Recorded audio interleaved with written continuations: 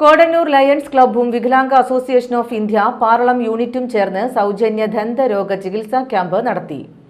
Thrissur government dental കോളേജിലെ ആധുനിക mobile ദന്താശുപത്രിയുടെ നേതൃത്വത്തിലായിരുന്നു പരിശോധന. ക്യാമ്പ് CC മുകുന്ദൻ MLA ഉദ്ഘാടനം ചെയ്തു.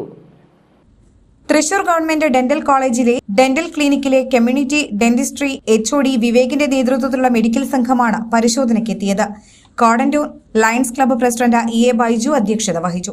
വികലാംഗ association of India Paralam unit president Tony Antony, Kodannur Lions club secretary Gopinathan, R. Rameshan, Lions club international cabinet secretary MK Sivadasan, regional chairman MJ Thomas, zone chairman TS Ramesh, വികലാംഗ association രക്ഷാധികാരി Davis, Kodannur Lions club treasurer Shanmukhan എന്നിവർ സംസാരിച്ചു.